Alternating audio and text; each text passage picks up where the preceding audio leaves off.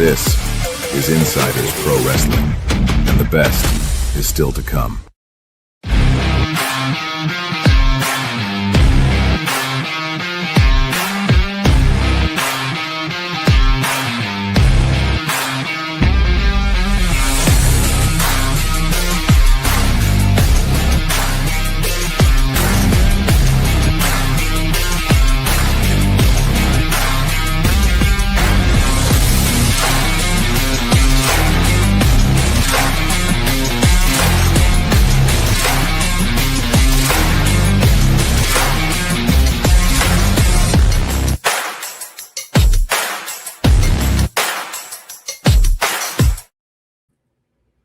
What's going on, everybody? Welcome to the latest episode of Between the Ropes.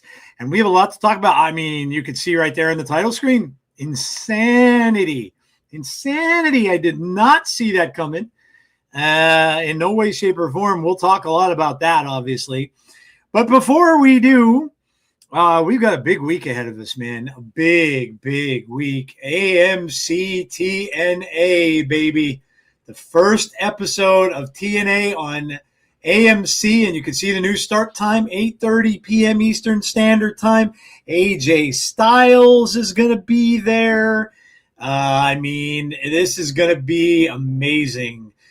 So don't miss it. If you are a TNA fan, even if you're not, and you're a WWE fan, you've been watching things going on with NXT and all that kind of stuff, man, you got to be present for this one. It's going to be history making, Jeff. And look, we've been with these guys for a long time. We've been doing a lot of watch-alongs for TNA over the last couple of years.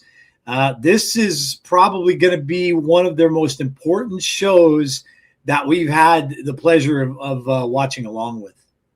You could argue that outside of Bound for Glory and a couple of other pay-per-views within the last maybe 3 to 5 years, this is the biggest show that they've had to date. Yeah. This is absolutely huge for them. Yep. They are, I feel they're going to make a great impression. Yes, Brandon, that's correct. The show, it goes from 9 to 11 now. Yeah. TNA Impact. So I think this is going to be a great show for TNA, not just the show itself, but a great showing to an audience that maybe they haven't been able to be in front of before. So really excited about it. Yeah. And AMC is, I just switched. I had YouTube TV for the longest time, but they are getting very expensive. They're like $83 a month. So I just switched to just try it out. I switched to Sling TV. Which is way cheaper, $30, and they do have AMC. Yep. So I'm like, that's another good thing is like, no matter who you have for your provider, it should be really, really easy to get AMC. Pretty much for everything. Obviously, you can get the AMC app as well. Now, I don't know whether or not they're going to be doing live stuff on the AMC app. That may just be on the channel on the network, I would imagine. That I don't know either. And looking at the TNA Plus app, they still have the live stuff there. That's true. So you can do either one, but it looks like you can still watch the live shows on the TNA Plus app, as well as watching it on AMC live. So. Yeah, it's going to be a big week, guys. So just make sure you join us, and you can see our schedule up there. Obviously, Fireflies Forever, Tuesday at 6 o'clock p.m. Lots to talk about with that, for sure. For sure. I mean, they stole Bray's lantern. Are you kidding me? Yeah, dude, that's like taking your life into your own hands. I don't know what Soul is thinking with that, but that could really set the Wyatts off. And, some people have been saying that they want to see that kind of horror vibe kind of come back to the White Six. Well, maybe this is going to do it, because if this anything, is a way to bring it out. It certainly is. It certainly is. So make sure you join Jeff and Chris on Tuesday. They'll talk all about that. And then there you can see the TNA watch along will start. We will start at 8:30. I will be joining, which will be awesome. Finally, I can see the show again and be here for the whole show. And then this Saturday, we also have Genesis as well. So Thursday and Saturday, we've got TNA, and Genesis is going to be amazing because that, again, is their first pay-per-view after all the goings-on from the new AMC show. So, man, what a week for pro wrestling, especially for TNA. This is going to be a big, big week and a big week for us. So make sure you come out and join us. And just as a reminder, Genesis is one that you have to purchase. It's not a special, so you do have to purchase it. That's correct. So make sure if you want to watch it, I mean, you're welcome to come into the stream and listen, but if you want to watch the show, which I'm sure probably most of you do, then you're going to have to pick it up, obviously, as well, like Jeff said. So, all right, let me see who's here quickly, and then we'll get into the nitty gritty here. We have Christopher. What's up, Christopher? Derek's here. What's up, Derek? We got football on the playoffs have been, me and Jeff were talking about before, the playoffs have been good. Good teams, man. Very evenly matched teams, it looks like. No one's really going out and dominating. Some surprises that were out there. Some, some really, really close games so far. So it's been fun to watch. And I'm seeing the Eagles are losing. They got about 2 minutes left. They have to score a touchdown to win. A field goal will not help them. So all I want from the playoffs is two things: the Eagles to lose and the Steelers to lose. If that happens, I'm good. I don't care who wins. I'm good either way. The Steelers, I just don't like Aaron Rodgers. Never have. So I really have nothing else against that team. I mean, they're what they are, and I respected the old Steeler teams that won a lot of the Super Bowls and stuff like that. But the Eagles, I can't stand. You all know that. Clown is here. Damian is here. Dylan is here. Andrew Stevens is here. Brandon Davey is in the house. We've got Dylan, I think I said. Marvin is here. Bonus Baby's here. Let's see if I missed anybody. Got a couple people at the John G. Jen Carter, hello. I'm getting there. Let's see. Chris Wilhelm is here. Hello. Barry Monkey is here. Hello. Swack Fan is in the house, and Sean Rousset is here also. So welcome. We've got a lot, as you can imagine, a lot of stuff to discuss. So we're going to get right into it. But before we do, if you're new to the channel, please make sure you subscribe.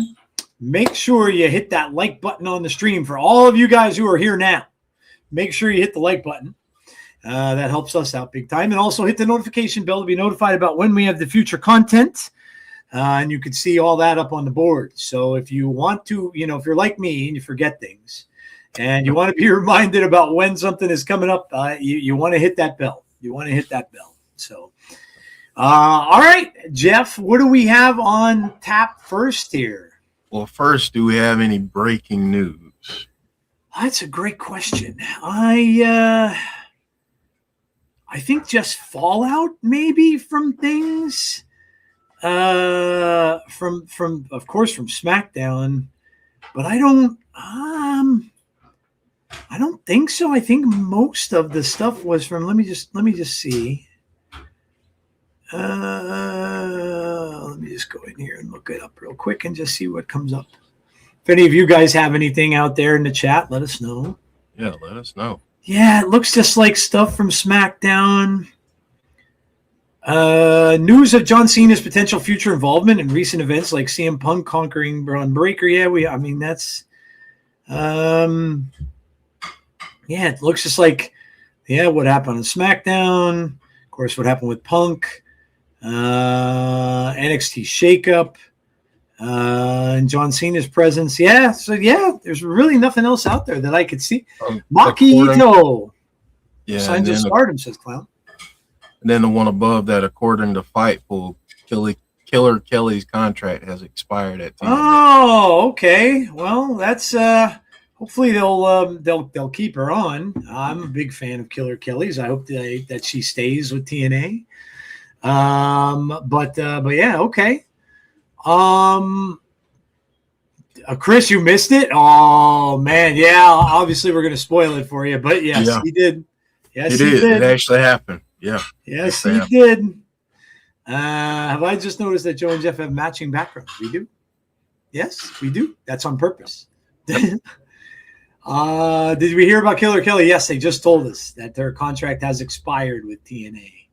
So yeah, that's hopefully if they don't pick her back up, hopefully someone will sign her. I have side eye on this. 48 seconds left, Eagle fans, and you have a 4th down and 11 on the San Francisco 21-yard line. Or so you're kind of close there, but you have a 4th and 11, and you just took a timeout. So this is the Eagles' play of the year right here coming up. Smith just got popped too. Oh yeah, Devontae Smith. Yeah. Obviously, he must not have caught the ball because they didn't. No, he didn't. Yeah, I was just gonna say. Can't wait to watch TNA on Thursday night on AMC. Same. Yeah, it's gonna be really exciting. I can't wait to see what they have in store. It's gonna be a great show. It's gonna be a great show. So, make sure y'all come out and join us. All right, then, Jeff. Well, looks like there's no breaking news, so I guess we'll move on. All right, so here's the news. Here's our news bumper.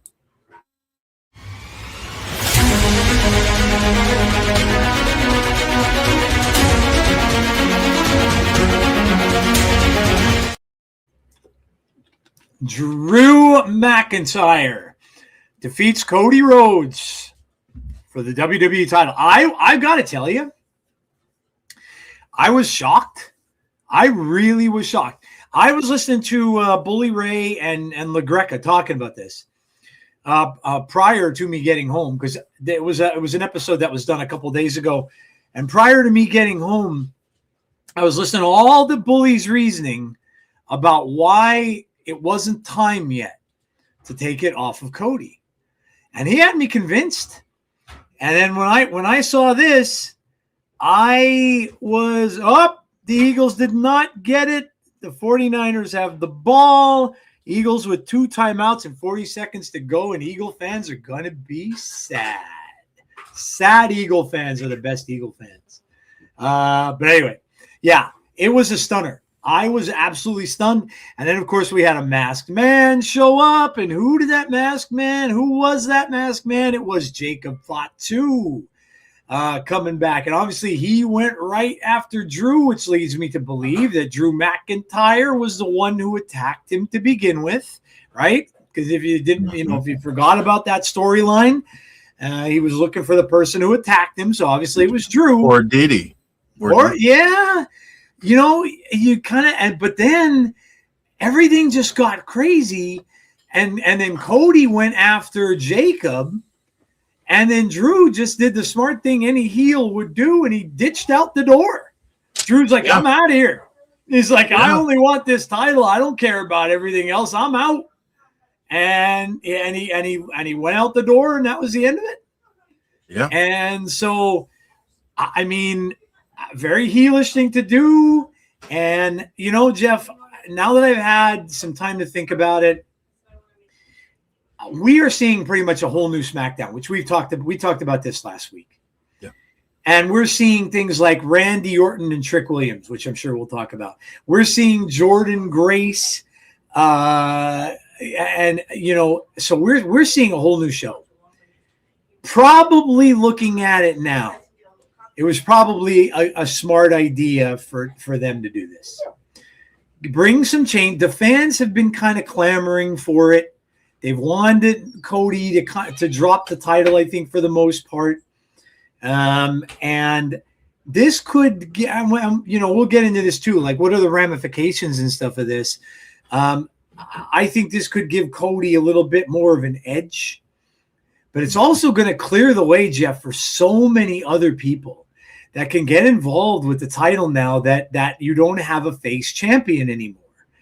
I mean, guys like Sami Zayn, guys like Ilya Dragunov, all of those people now have a shot at Drew McIntyre. And I think, Jeff, that just so many people wanted to see Drew get some, get the title, simply because when he won it, it was during COVID.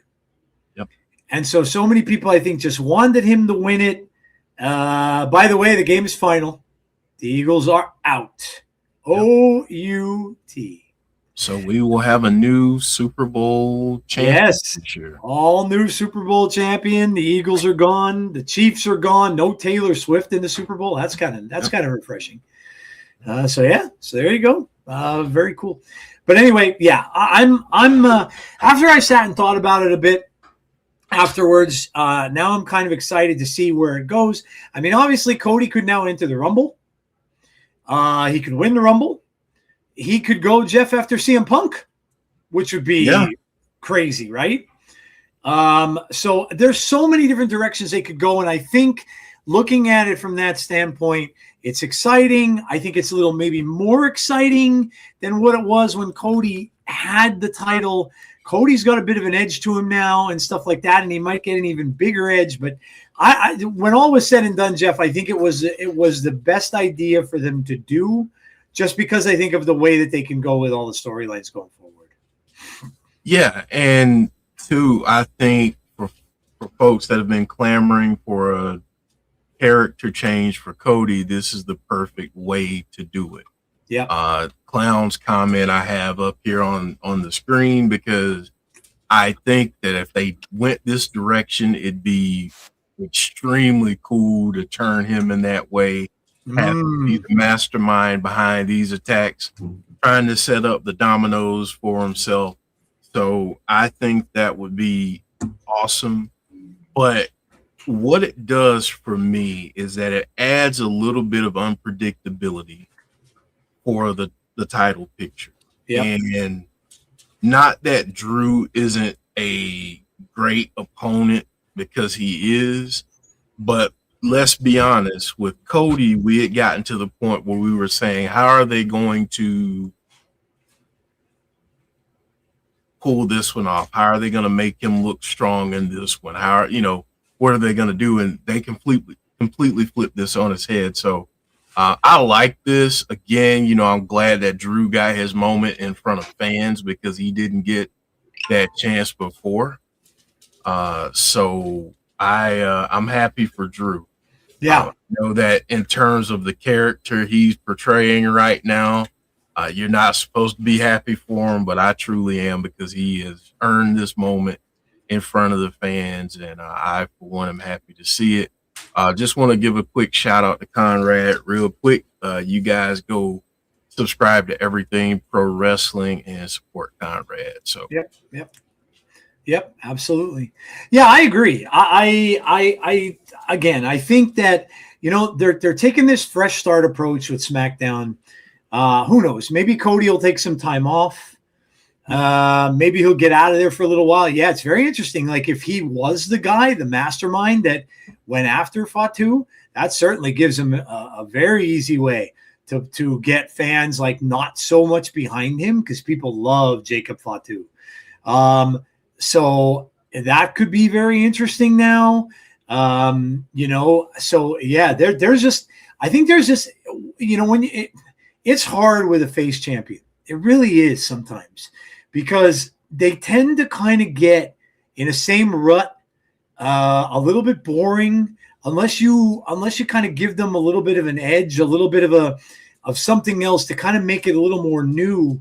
But it's so tough with Cody. And even though, well, Joe, when they're booked to kind of be, and I don't mean any disrespect by what I'm about to say, but when they're booked to be kind of aloof and just unaware of any surroundings or any danger around them, it does get old, because it does feel like, well, man, this is rinse and repeat every week. And, for someone like Cody, who is so talented, who has done a great job with being a great ambassador for the company. Yep. You don't want to see him fall victim to that. So I think this is great for everybody involved because it gives you a chance to hit the reset button on Cody.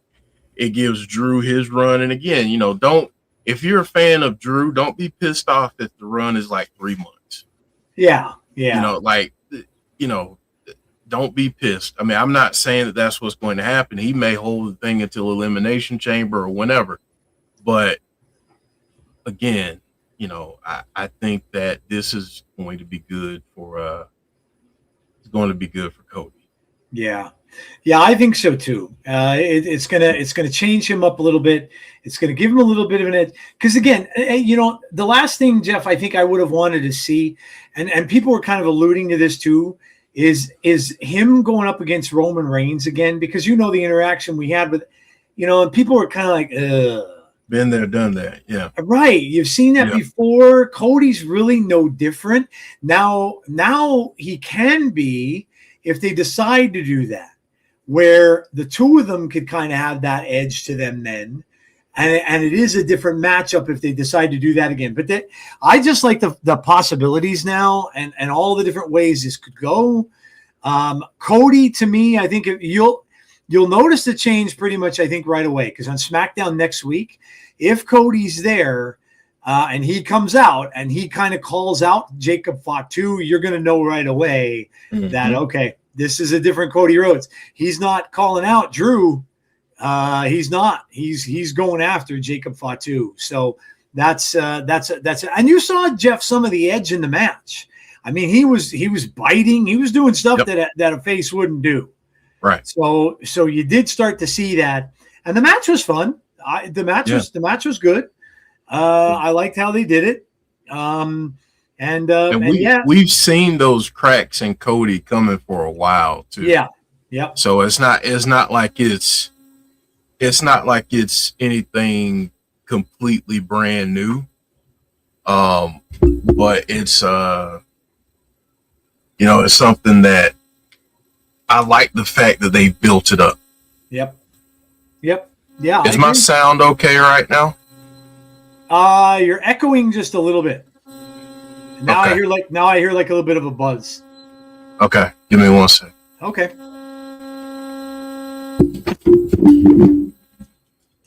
Better. Yeah, that's good. Now I don't hear it anymore. Okay. That's good. Yeah, you're good. Yep. Okay. Appreciate the love, everyone currently multitasking. Do me a favor this week, hype up Insiders Pro Wrestling for their TNA coverages. They are real ones for years covering. Thanks, Conrad. Appreciate that. Thanks, Conrad. You're buzzing again, Jeff. I'm buzzing again. Okay. Yeah, it's buzzing again. Give me 1 second. Yeah, no problem. Take your time. Cody wins the Chamber. Roman wins the Rumble, or the other way around, leading to a Drew Cody Roman triple threat match at Mania.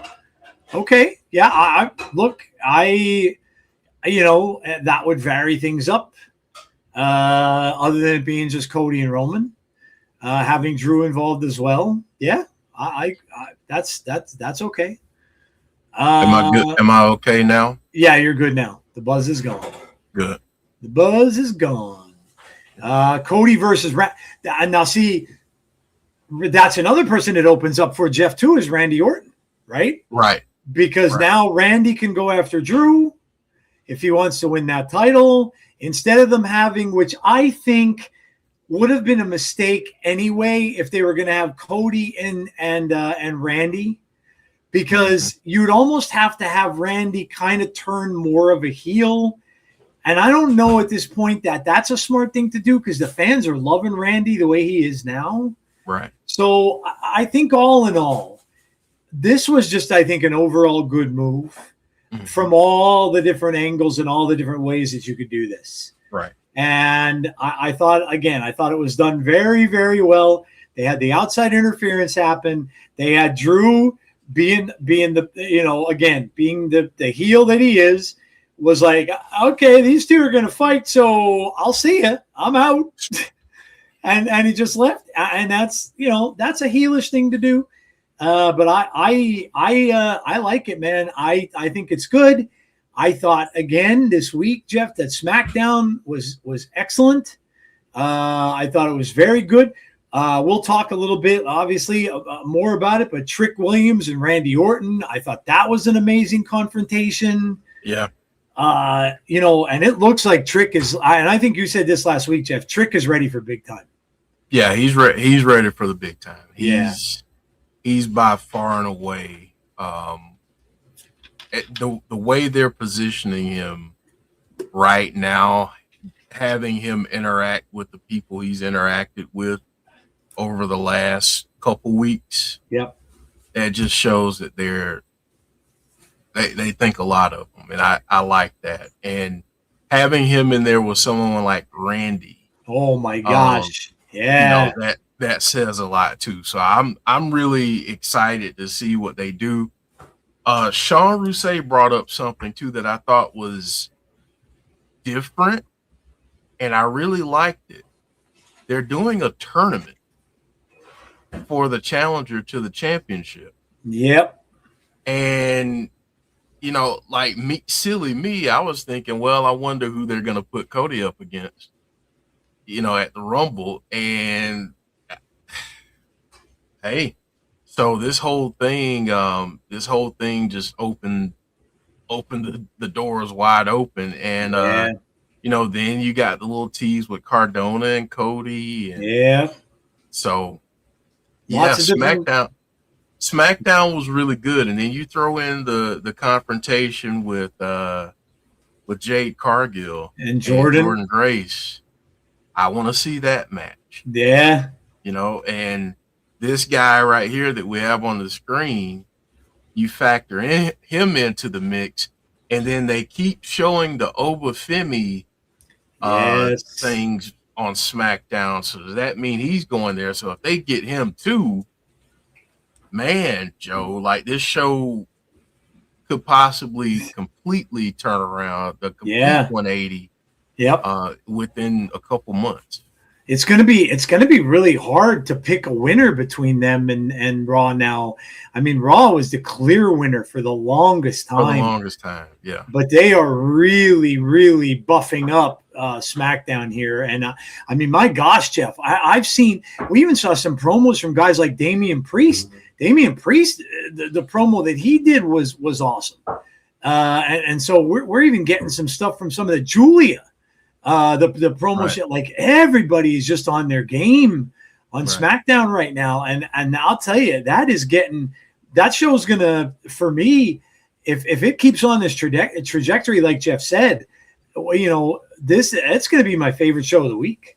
Yeah, I don't know if it'll even be close, and that's crazy because the other one's on Netflix, right? So man, I could see a scenario where Cody ends up on Raw. That could be because it could shake it up. Yep. Right. And the reason I say that is because right now you don't have Seth there.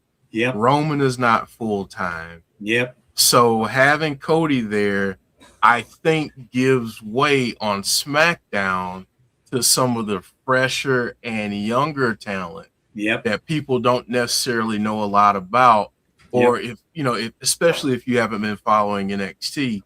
So this gives them a chance to have a show that's more of a veteran presence-led show.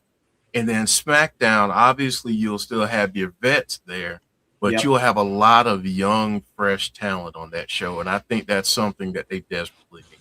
Yeah. Yeah. And I mean, to your point, Cody could go after like Heyman's group. Could go after Austin, like somebody like Austin Theory. Could you imagine Cody against Austin Theory? Right. Great matchup, I think. And and that's another way where Cody can have kind of an edge and now start to maybe take some revenge on some people that kind of wronged him in the past. And Heyman has been a thorn in his side. Mm-hmm. So, that's what happens when you gain that edge as a wrestler. You kind of want your revenge. You want to go after people. You want, so. Yeah, I really, really like the way they're doing this. The writing team has been on point, and if it's going to keep going this way, we're going to have a hell of a year, Jeff, this year in WWE with WrestleMania and stuff like that. It's going to be so many people, Jeff, last year were complaining that it was too much. It was too much of the same thing. That it was too much. It was like repetitive. it was, over and over again, people were complaining. Well, now that's all going to, I think, change. And you're going to see like a major shakeup now. And so I think it's going to make it even more interesting. Yeah, I think so too. And I mean, having those newer, fresher faces on there, definitely a good look, I think, because you build these people up on NXT. Yep. You might as well use them, And I know, James, I wanted to say, everybody keep James in your thoughts and prayers. I knew he wasn't feeling well. So, feel better, dude. Yeah. So, got a fever, 40 degrees on Saturday, slowly coming down, about to go to bed. Then I was sick. Oh, man. Yeah. Hope you get better, dude. Yeah. I know there's a lot of that going around, a lot of the flu. A lot of people have the flu.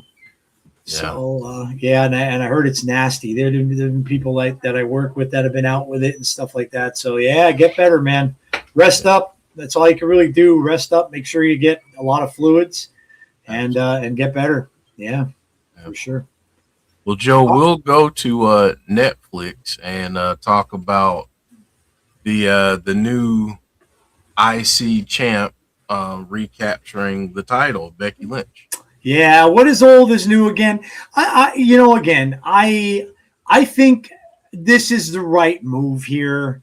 Becky's getting a lot of heat. She's going after LaGreca on that show, and and look, no matter how much of a heel Becky ends up being, she's still outrageously popular. Whether you like her or whether you hate her. Or a little bit of both. But I think it was the right move. It wasn't shocking to me that she won. But I think, Jeff, that her character with the cockiness and the attitude and stuff like that is just better, I think, right now to have that title.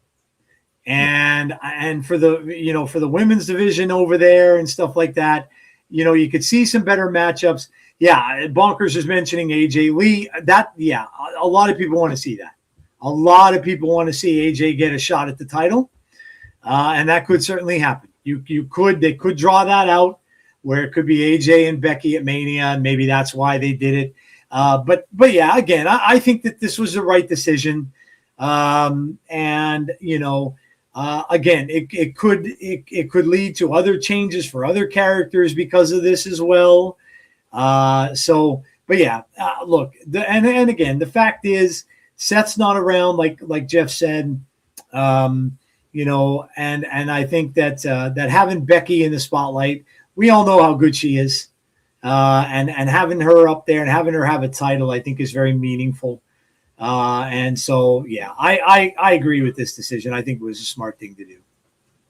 Well, I think too, one thing that we can't really overlook is how prestigious these feuds that Becky has been in has made the IC title feel. Very For true. it to be a very new title, it feels important. And that's what you want. Having someone like Becky Lynch be your champ, but also in the process, a lot of people really started loving Maxine Dupree. Yeah, that too. So don't think that was the end for her. I would be shocked if she's not in some main event level storylines heading into Mania. She could be, Jeff, one of the most improved wrestlers of this year. Yeah. When you look at it. Yeah. And potentially she could win the Rumble. Yeah, that's true. Yeah. Yeah, we saw all those training montages with her and Natty in the dungeon, which I also think was very well done and very smart for them to do, because it kind of, for the longest time, the comments that people would have about her, well, she's like a side character. She's just there for, she's there with the rest of that group, and they're kind of like comedy characters, and nobody really took her seriously. And then all of a sudden, when she beat Becky, it was a shocker, and then you saw all those promos with her and Natty and training and stuff like that. And everybody kind of got a different feel for her and started to realize, you know what? She's good. She's a good wrestler. And yeah, it definitely did turn things around for her. And I like the reaction after she lost. You know, she was upset, obviously quite upset, probably quite upset with herself. And so again, that can put even a little more of a darker edge on her going forward.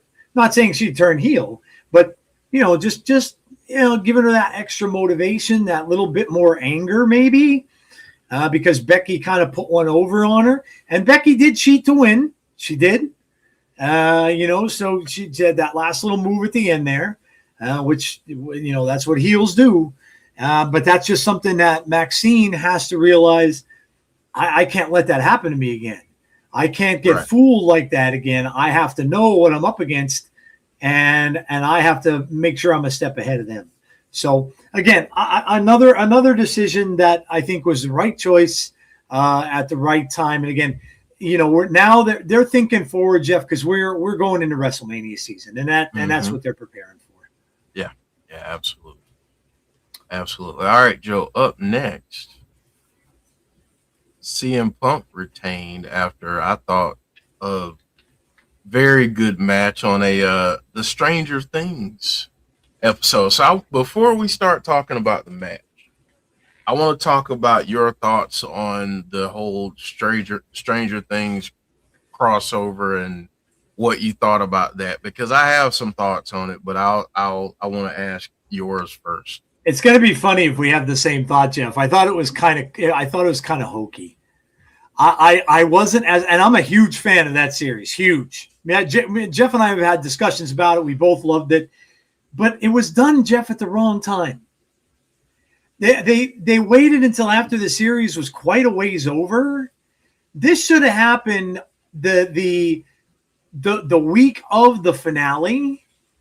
To like, not that needed any more promotion, but it just would have made more sense. And and again, I know that a lot of people afterwards were saying things like, okay, you had the little graphics and stuff, which were cool, and the Demogorgon graphic and stuff like that, but why not have some of the actors from the show there? Get a couple of the actors to be there in the audience or something. They don't have to get involved, but have a couple of them at least be there, maybe be backstage, and yes, I get it. They're probably all working, doing other things and stuff like that, but I'm sure you could have gotten one or two of them there and stuff like that. They could have worked with them a little bit more where, maybe they could have showed, because they did. They just released the newest trailer for the animated series that's coming out. So maybe they could have debuted that trailer during Raw.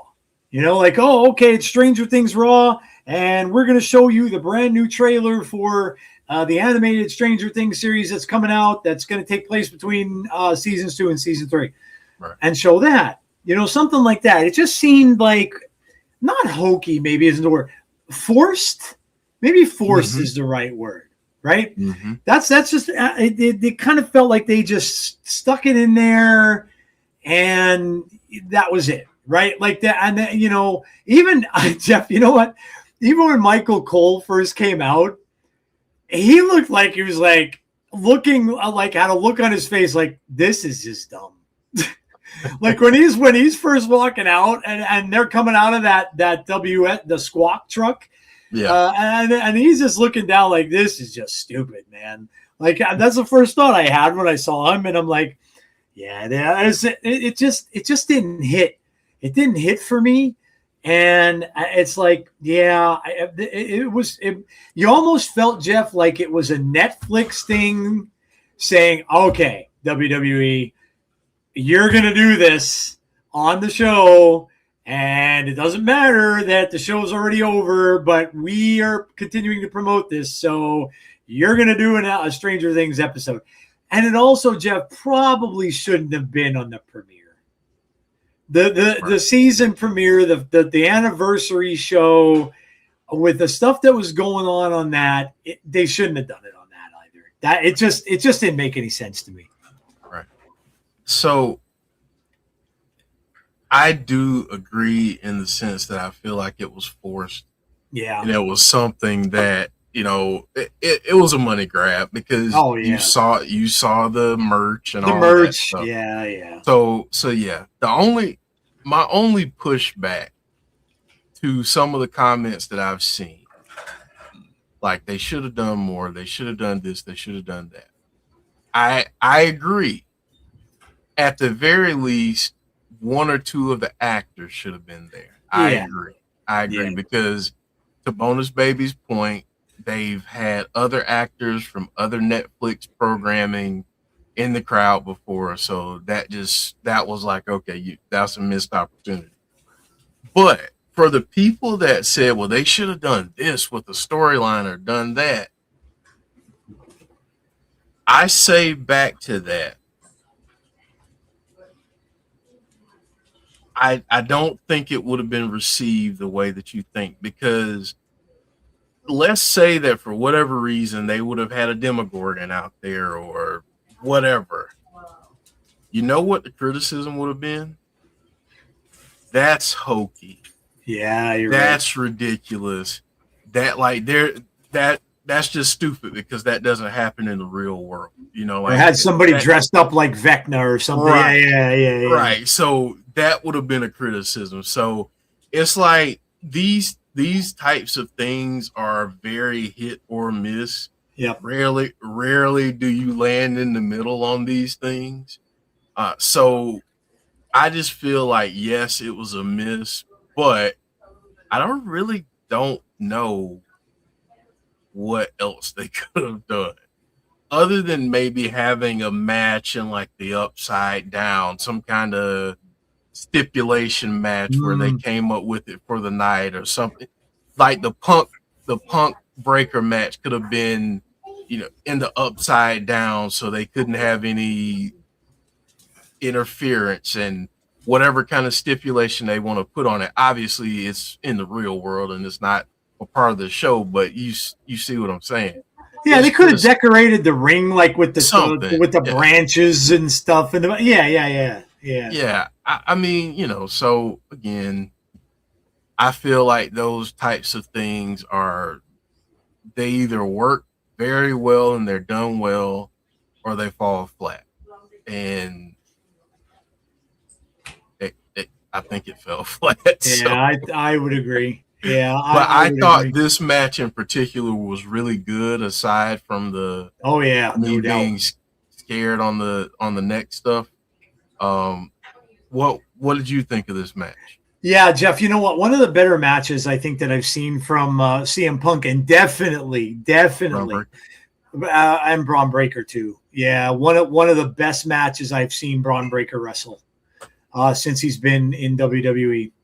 And I'm not saying that to be derogatory at all to him. But, man, Jeff, the false finishes in this, that I thought it was over many, many times on both sides. When at the end there, before Punk kicked out, I thought he was done. I thought Braun won it. I literally thought Braun won it. Yeah. And so there was a lot of that. But I think what it came down to was, I think they're future thinking, and I would almost be very shocked now if Braun Breaker doesn't win the Rumble. It would almost shock me at this point, because you can almost just see the writing on the wall there, where CM Punk thinks he's past it, and then Braun ends up winning the Rumble, and then he comes right back and says, "All right, I want you at WrestleMania." And then in that case, I think then that's when we're probably looking at Braun Breaker's time. And I'll tell you, I'm impressed, Jeff. He's really grown on the mic, and just as a wrestler, also, the stuff that he took from Punk and kind of just shrugged it off. That move on the outside of the ring, oh my gosh. Yeah. He is. You could see that he's got the blood in him, and you could see that he's going to be one of the top stars. And it just wasn't quite time. But like I said, I would be very surprised if he is not involved in WrestleMania in a big way. And if he calls Punk's name, then Punk's days as champion might be kind of numbered. But yeah, I thought the match was great. I thought the match was great. Again, I right up until the very end of the match, I had no clue who was going to win the match, and that's to me that's a great match. If I can't predict who's going to win, and it comes down to the very last second, and I'm like, wow, that was a hell of a match. It was great, and it was great to see from Punk too, Jeff, because you know what, he's getting older. And to show that he can still run with guys like that, like Braun Breaker, was good for him too. We haven't seen CM Punk in a match like this for a good while. So definitely done very, very, very well.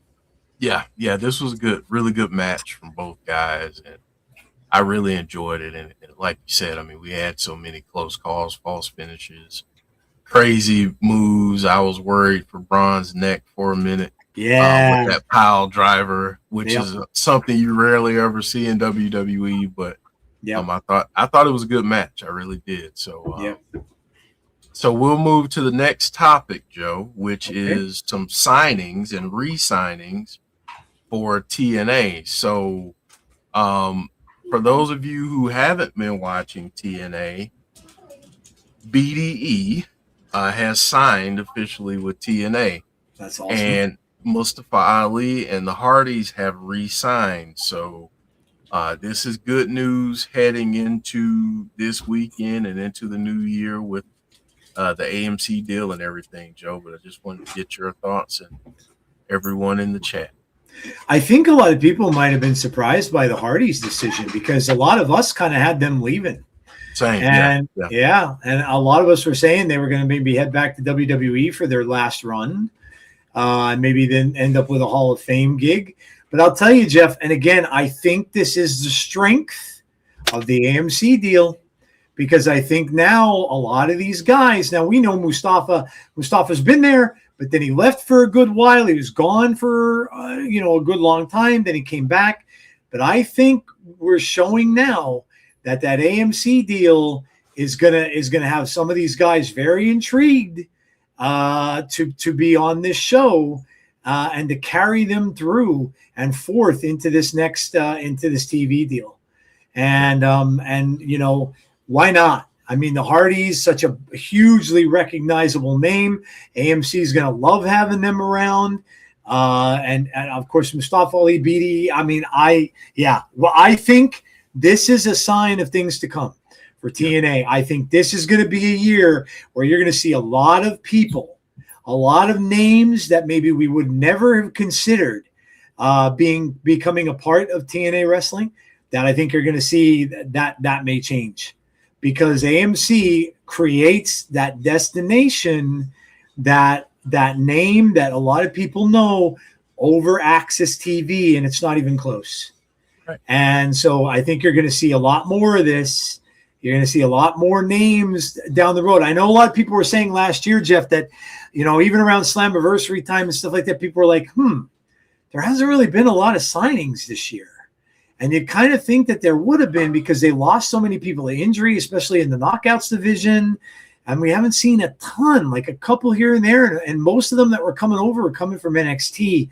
Well, I think this could be the year that you're going to see some big names that may end up coming over, because they're seeing the TNA deal or the AMC deal. They're hearing all the stuff about TNA. They're now, on that bigger network, that bigger spotlight that these people will get. So, I think it's nothing but good news, Jeff. And I can't tell you how excited I am to see the show this coming Thursday and then the pay-per-view, because this is it's going to be amazing. And I'm thrilled that all these guys are back.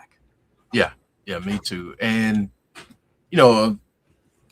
ever since BDE has been there, I've been speaking highly of him, because I think that he's exactly what TNA needs.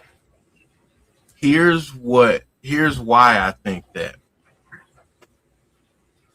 for those of you who don't know, BDE is a streamer. He was a YouTuber and started training to wrestle, almost like someone else in WWE. Yeah, Mr. Logan Paul.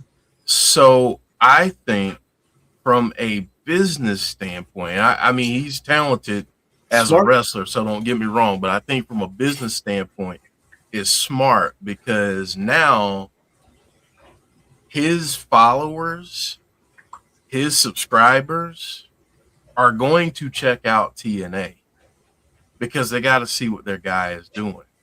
Yep. It's smart. And he can live stream it. He can do little stuff like Logan Paul has done during the match. Yeah. I mean, there's so many possibilities. You can create a viral moment. So, you know, I'm really looking forward to see. I'm looking forward to Thursday, first and foremost, to see what they do. Yep. There's going to be some great matches on there. Leon Slater's going up against Myron Reed. We've got Frankie Kazarian and Mike Santana. So there's going to be some good stuff. And then we know we have AJ Styles that's going to be there. Yeah. So what will his level of involvement be? What's going to happen with him? So I'm excited for it. We're going to talk more about Genesis later because that card is crazy too. But I'm really excited for it, though. Jeff, imagine Frankie retains. Oh, and imagine we don't see anything with AJ until after Frankie wins and AJ comes out and challenges Frankie Kazarian to that title. I mean, that's what everybody was talking about like 2 months ago. Can you imagine if WWE, we were just talking about it last week. Can you imagine if they get that sign off from Triple H saying, you know what, AJ, go do it. Right. Go do it. Could you imagine if that happened? Oh my God, dude. Even if it's not for any time soon, like let's say it's obviously it wouldn't be Genesis, probably be too soon, but the following month, maybe a couple months down the road. Why not Mania? Could be wrong. Could you imagine if it was WrestleMania? Oh man. Why not Mania? How about that? Could you imagine if that was at WrestleMania? Oh, my God. And Frankie's already been on WWE programming. Mm-hmm. Yeah, dude.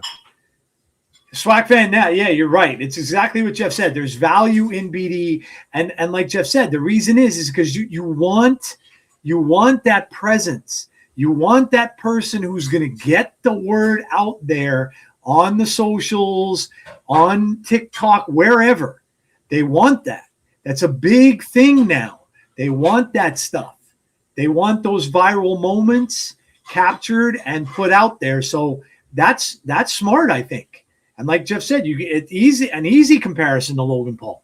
Easy comparison. Remember when Logan Paul first came into WWE and he filmed himself jumping off of the ring ropes and that hit the socials and stuff like that. It was all over the place. So, yeah. Nick Nemeth, good question. Yeah, we're going to talk about that, Bonkers. So yeah, we'll give you our thoughts in a few.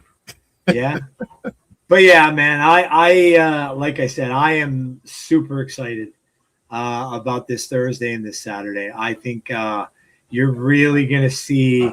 I don't know, like I know some people reached out and asked me. They're like, "Do you think we'll get like?" Some new talent. You think we get some new people? I'm sure they probably will. I don't know though if that's going to be the focus area. I don't know if that's going to. I think you might see one or two really big names. You might see some people return that have been gone from injury. That may come back. That may be a little shocking because you kind of forgot about them. But they will definitely do some stuff like that. But I don't know if they're going to do it right away because they want their own roster to kind of carry it. So, but either way, as I said earlier in the show, this is going to be one of the biggest weeks in the recent history of TNA. And I'm down, man. Chris Jericho, could you imagine if Jericho showed up? I've seen more people say that recently than than not. So I don't know, man. Jeff, he was complimenting He put him TNA. over. He put him over. So. He did. So everybody's all about that. Well, he's going to show up in WWE. Maybe not. Maybe not. Boy, would that be something. Yeah, I'll tell you. It's going to be so much fun to be a TNA fan. And again, shout out to Conrad for mentioning us. We are getting to reap the benefits, and I love it, man. We've been doing this show for so long now, and just being able to be a part of this in our small way, it's awesome. So it's going to be an amazing week. Yep, absolutely. All right, man. Well, you know the next segment that's up. Yeah, I think Jeff's got a grievance, so we get to listen to Jerry Stiller. So here we go. It's the airing of grievances. The airing of grievances. I got a lot of problems with you people. Now, I'll bet you, Jeff, there are a ton of Eagle fans that are out there airing grievances right about now. Oh, I'm sure there are. Yeah, I'm gonna make my grievance really quick though. And is it annoying? Yes. Do I get it? Yes. But man, is it annoying. So on Friday, I realized that SmackDown was coming on a little bit later. Yeah. And I didn't really think of it much at the time, but I was on social media because that's what I do for work, and I was doing stuff for one of my clients, and then all of a sudden I started seeing Drew McIntyre beats Cody, and I'm like, oh gosh. And then I just kept going, and everything that happened was spoiled for me. And I can't say that it was any of our friends from across the pond, because it wasn't. It was many of us Americans. I won't give out trade secrets on how certain clips and things were done, even though the show wasn't on here at that time, but that's neither here nor there, and it's not my business. All I'm gonna say is this is for any and everyone, and it's happened to us here a couple weeks ago. I shared something that was a spoiler because I thought that somebody on social media was, I don't know. But please wait a little bit, just a little bit. Or when you post, please put something that says spoilers ahead or something, because it really sucks to really want to watch a show and have every single flipping result spoiled for you, including the moment that probably would have made me lose my mind, and that is I'm talking about Solo taking Bray Wyatt's lantern. Yeah. He's gonna have hell to pay, but it would have been nice to be able to react to that with some level of shock. So that's my grievance for the week. It's not a ripping, roaring one yet. Give people time, though. I'm sure they'll piss us off in 2026. This is going to be a very, very rough year in entertainment for spoiler stuff. Yeah. Because of everything that's coming out. This is going to be such a big year for movies. Like so many amazing, like I go through the genres quick. Like horror, you have Scream 7. I've got my tickets to see Silent Hill 2 coming up. Terrifier 4, the last one is coming up. Yep. Doomsday for Marvel, and that's already like you want to hear what people extremes go to, Jeff? Some dude they were filming this in London. They were filming this last year. Okay. Mm-hmm. Some guy put on a ninja outfit, so all you could see were his eyes, right? He finds a tree outside. Now, this is kind of stupid that they even did this anyway, but there was a tree that overhung the fence where the studio was. This dude climbs the tree, has a head cam on, jumps over and down the tree, and goes into the set and takes pictures of the entire set from Doomsday. So now the little trailers that they're showing now, and I don't know if you saw any of them yet, but the latest one was the X-Men one, which everybody almost died over. Yeah. Because that's the one with Magneto, yeah. Professor X, and then Cyclops finally doing that big I-beam blast out of his eye thing. It was like everybody's going nuts. Well, the scene from that was completely spoiled by the dude because he got pictures of everything and they never found out who he was. He has a voice changer. He had like this ninja outfit on. You couldn't see anything, and he even had dark glasses on, so you couldn't tell. He got in and out of there. He went up and down the entire set taking pictures of all this stuff. And then he bounced back over the thing and left. I'm like, oh my God, dude. Like the length that people will go to spoil this stuff. It's going to be a rough year for that, man. Because like I said, there are so many, like, I don't know a year that there are so many movies out that I want to go see.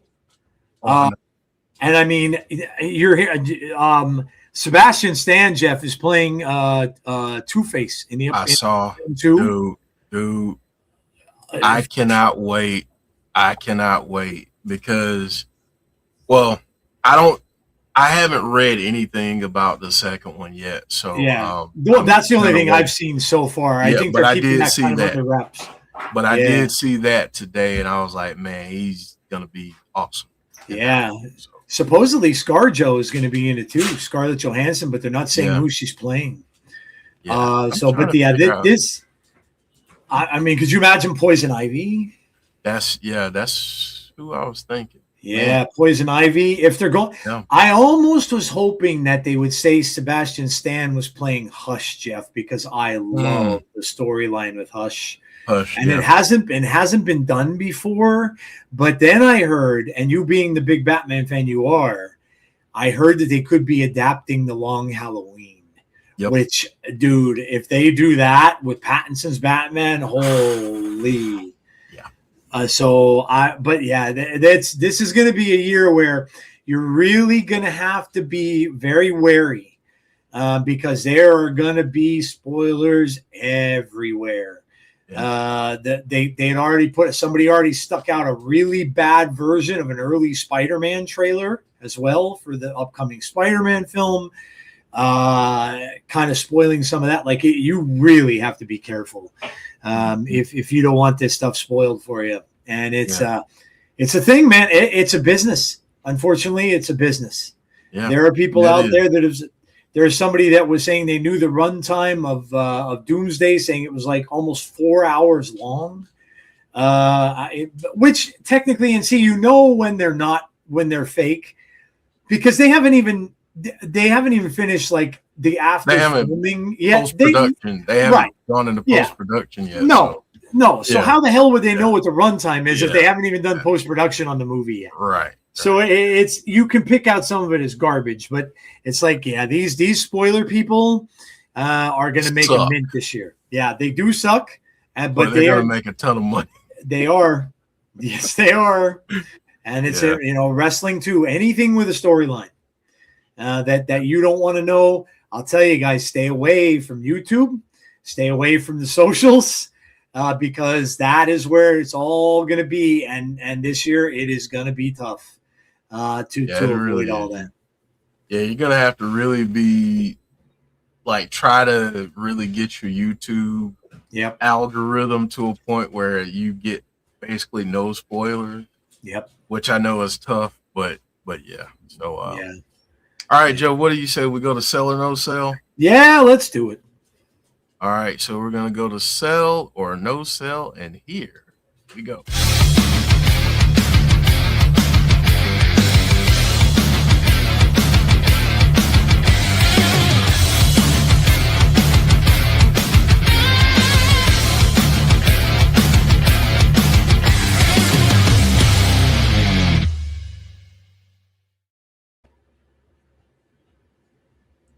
All right, guys, you know how this goes. Get your own ready for the spinner at the end. So start thinking of those right off the bat, and then we can knock those out really quickly. But you know how this works.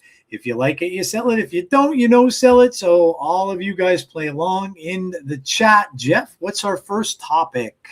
All right, man. First topic up. It's about the aforementioned Cody Rhodes. Cody Rhodes will now turn heel after losing the title. Joe, sell or no sell? I'm just because of the way it's worded, I'm gonna no sell it, but I don't think he's gonna be a full blown heel like a Drew McIntyre. That I don't think he will be. However, do I think he will have heelish tendencies going forward? Yes, because he got screwed. And anytime a wrestler gets screwed and something happens to them that causes them to lose what is so meaningful to them, then yes, you are going to get a character change. We are going to see a little bit of a darker version of Cody Rhodes for sure. He's not going to be that, he's not going to necessarily be the guy. He's still going to be the guy that I think the crowd is going to be behind. He's still going to be the guy that is going to come down and probably mingle with the audience a little bit. But I don't think he will go total heel. I think he's going to be a darker character. We saw a little bit of that in his interactions with Nick Aldis, saying, "Hey, you work for me." I mean, that's a heelish statement. So I think you're going to see a little bit more of that, but I don't think he will turn full-blown heel, like I said, like a Drew McIntyre or like a Solo Sikoa or like, the guys like that are like a Braun Breaker, right? I don't think he'll turn that way, but I think we will definitely get that darker side of Cody Rhodes, and that's kind of what everybody's been wanting anyway. So I'll no sell it because of I don't think he's going to go full-blown heel. But I think he's now going to be kind of a tweener where he can be good, he can be bad, and he can go and kind of sit on that middle line and use that to his advantage in all of the feuds that he gets into. Yeah, I like that. I think I'm going to no sell because I don't think he's going to be a full, complete heel. And maybe 2026 is the year that we start to see more people who just behave like a human being. I think sometimes with wrestling, it's like the humanity is taken away from a character and they can't think properly. And it's like, in this case, I would be pissed off. So I want you to be pissed off. So maybe we see more of that, but I don't think he's going full blown heel. But I think we get some tendencies, some more realistic tendencies, I would say. Agreed. Yes, I agree. All right, let's see what everybody's saying here. We got some people giving us theirs already. Noob gave us one. Yep. Sell. He's already started, says Barry. Marvin says no sell. King Callum says, I'm surprised Jericho didn't show up on Monday. Christopher says no sell. Noob says no sell for the heel turn. Dylan says no sell. No sell for Conrad. No sell for Bonus Baby. Cody won't be a full-blown heel unless he's the one that attacked Fatu. Brandon says, I'm not selling. I don't think Cody wants to be a heel. Damian says no sell. Andrew says no sell. Bonkers, same thing. Marvin, same thing. Chris says potential to do both sides at the same time. I agree with you, Joe, says Chris. Barry says, I think he's going full-blown heel. Being a full-blown heel looks far too much fun. Will Cody dye his hair black again and look like old boy from Lazy Town? My oldest used to watch that. So mine did too. Yeah, I know exactly what you're talking about. Yeah, mine did too. He always looked like he had fake hair on. Yeah. That dude? Yeah. I remember that too. Yeah, my oldest used to watch that too. As much as I want to see it, I say no sell. WWE wants him to be one of the faces for WWE. Rain check until we know Jacob's motive, says Clown. And then we have some people giving us theirs. So we're getting a lot of good ones so far. So keep those coming. And we'll go to topic 2, Jeff. What do we got? All right, topic 2. Stir up a little controversy regarding TNA. So Nick Nemeth, not Mike Santana, will leave TNA's huge weekend as champ. Sell or no sell? So you're saying that Mike Santana gets screwed again. Wow. So, and here we are talking about Cody Rhodes possibly turning heel or having some heelish tendencies. What do you think getting screwed again would do to Mike Santana? I don't know what it'd do to Mike Santana, but I know what it would do to me. Yeah. I'll tell you, Jeff, I could see this happening. I really could. I could see this happening when I heard, when he's certainly talking about it too. Mm-hmm. So I could see this happening. That said, I think it's a possibility, but I'm going to no sell it. I think it's going to be a juke. I think he's going to hold on to that. I think he's going to hold on to that for a bit, just to have that there as kind of hanging over people's heads. But I don't think it'll happen right away. I think we might get a little bit of a swerve. Maybe it looks like he's going to do it, and then he backs out for some reason, or maybe somebody else takes him out and stops him from doing it, which would be interesting. But yeah, that might be phenomenal. Exactly what I was thinking. Some would say it might be phenomenal. Yeah, very interesting. Very interesting. But yeah, I think that's maybe what we're gonna get. I don't think we'll get that here, but I at some point he's gonna do it, but I think he's gonna hold it onto it for a little bit yet. So I'll say no sell. I'll say no sell in this one. Yeah. Yeah. The person that loves drama in wrestling in me desperately wants to see this, because I know that it will absolutely just be crazy, a crazy moment. Yep. But man, I love Mike Santana, and I really want him to have a run. So I could see Nick trying to cash it in. I could see him trying to cash it in on Thursday, and he's turned away. But if he's not successful on Thursday, remember, if Santana wins, there's going to be a title match on Saturday. Yep. So I mean, there's a lot that could go on. I'm going to no sell it just because I don't think he's going to be successful. I think Mike Santana finds a way to get the title and keep it through the weekend. And hopefully Nick Nemeth doesn't have this darn gauntlet cup anymore after this weekend, because I can't take another, speech from Santana and he comes out and gets challenged, and man, I don't know. So yeah, agreed. That is a good swerve, Barry Monkey. I like that. I like that. Okay. I like that. Using it to get the tag team titles. That's interesting. Okay. Yeah, that's outside the box thinking. Yeah, I like that too. All right, so let's see what everybody's saying with this one.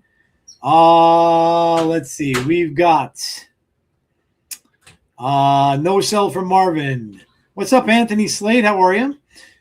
Sell from Brandon. No sell from Christopher. Definite sell for Damien. Sell for Swag Fan. A lot of sells. I'm surprised. Clown saying sell. Nick wins and Santana goes to NXT. Wow. Okay. Bonker says sell. TNA likes a good guy to chase the title. I could see this happening. It happened for Kazarian. Sell, says Andrew Stevens. Noob says no sell. Nick Nemeth has to hold that trophy warm. Dylan says no sell. Swag Fence says, remember when babyface Matt was after heel EC3 for the title? Matt finally won. He cheated, turning heel right in front of us. Sean Rousset says no sell. Brandon said, I'm no selling and kind of going on a limb. Nick will fail in his Collier shot. Bonus Baby says no sell. Someone will stop him. Christopher says Mike Santana is awesome. He is. Barry Monkey says Mike Nick Nemeth cash in on the heart. Yeah, that was a great comment. Swag Fan says no sell. Conrad says no sell. We need 2 more sell or no sell questions for the next part, guys. 2 more. 2 more. 2. We need 2 more. So 2 more questions we need out of the audience. So Dylan gave us 1 there. Okay. All right. So we need 1 more. 1 more to get the spinner going. Who's going to be the last one? Who's going to be the last one? If not, I'm going to put my own in. I'm going to say, will the Eagles ever win a Super Bowl again? I'll put that one in. I'm going to keep doing it, guys. I can't help it. I can't help but be gloriously happy. I can't do it that way, but I'm going to say they will not, Joe. Hey, I'm okay with that. I'm perfectly okay with that answer. We need what? 1 more still? 1 more, guys. 1 more. Who's going to be the one? We got it from Brandon. Oh, we got it. Oh, okay, cool. All right. All right. Well, we got our questions. So now this is your part of the segment. So Jeff is going to get them all together, going to spin the big wheel, and then we will answer someone's question together. Conrad, that's a great question, and I would say I think he does. Conrad said, will EC3 fit back into TNA? Ooh. I would like because he had a video, and he might be on AMC this week. Oh, okay. So that'd be cool. Throwing out there. That'd be cool. Right, I haven't seen anything from EC3 in a while. That's cool. He's been in NWA. Oh, okay. Yeah. Well, no wonder. I haven't watched NWA in forever. All right, folks, we ready? All right, here we go. The wheel's about to go round and round. Spin the wheel, make the deal.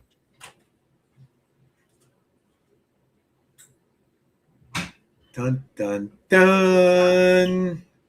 All right, so Rhea Ripley and Io Sky winning the tag titles will impact the Asuka and Io storyline, Joe. Sell or no sell? I forget who gave us that one this week, but thank you. So by impacting the storyline, I'm guessing you're saying that they could kind of break up their partnership a little bit. I mean, a lot of times on tag teams, when tag teams kind of do this, and then finally the good team wins, the heel team kind of sometimes turn on one another. I could see it. Yeah, I could see it. I don't know if it'll happen right away, but I could see the seeds start to be planted with that. And remember, Asuka and Kyrie weren't always friends. That just kind of started again like in the last year and a half or so. But there was a time where they were fighting each other for a little bit. So I could see it.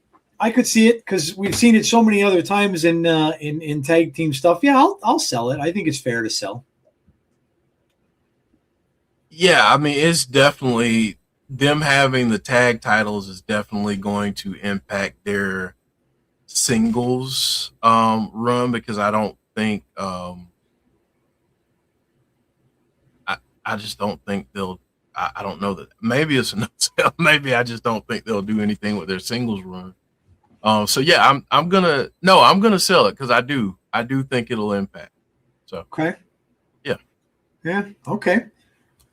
Jeff wrote, I think EC3 is the type of guy TNA needs. He can talk and give you a variety of characters. Yeah, I mean that stuff that we were watching with EC3 back during the pandemic. Yeah, that was top tier stuff. It really was, man. And then you remember the control your narrative stuff, and that was good too.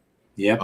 So I think EC3, he's the type of guy that I think TNA is a great home for him. I mean, not that NWA wasn't, but let's be honest, NWA hasn't been the same for a while. So, yeah, I can see him making that jump to TNA.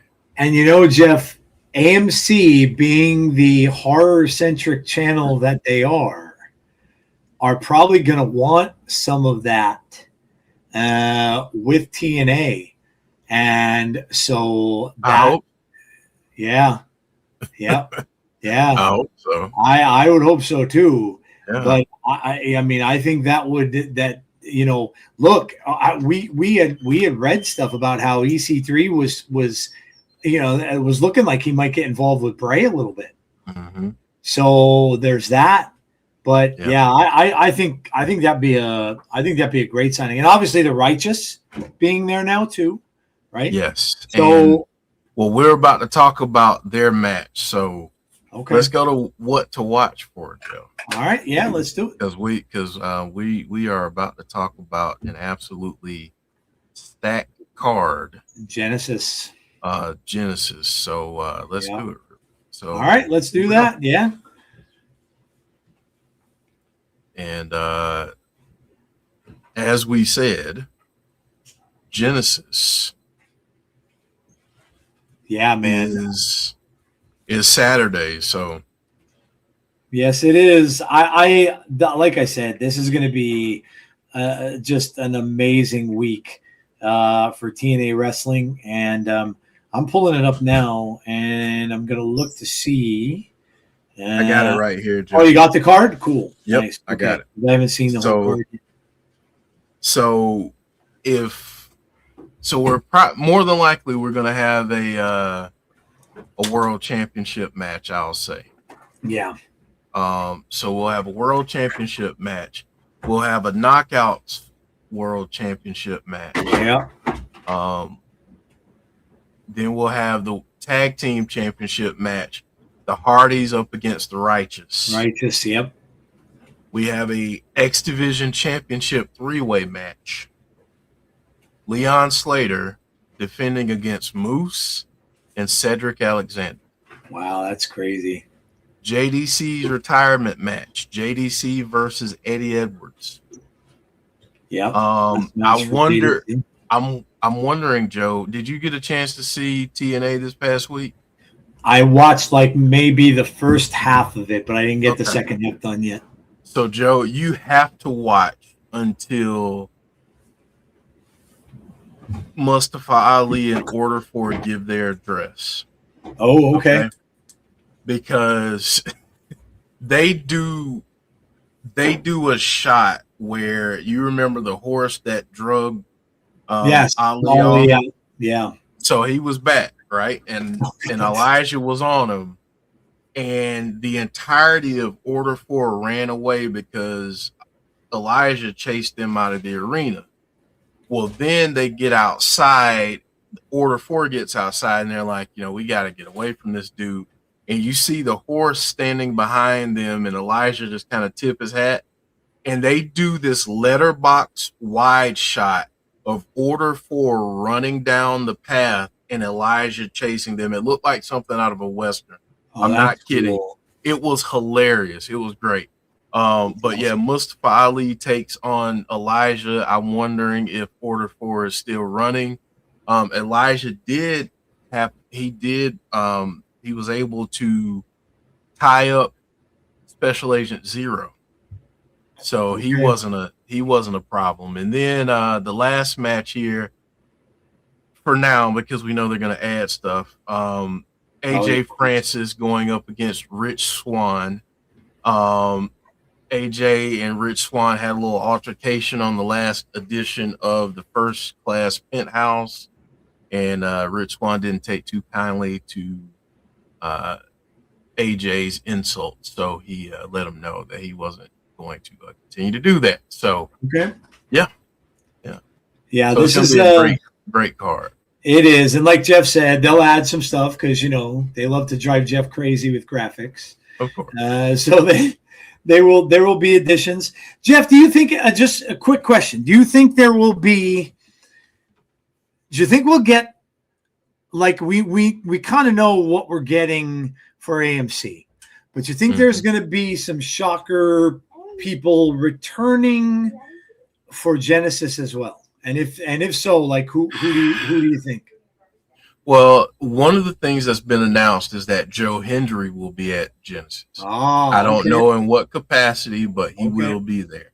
Okay. I mean, I think it's possible that if they don't have EC3 show up on Thursday, he shows up on Saturday. If he is going back to TNA, I could see someone like a Bishop Dyer, possibly, if depending on what they're doing in MLW at that point, showing up potentially. I think it's a possibility that we get someone from the main roster from WWE, not AJ Styles, showing up on Saturday. Okay. I don't know who that is, but I just think I feel like it's something that can happen, because if there was ever a time to introduce that type of crossover, it's now.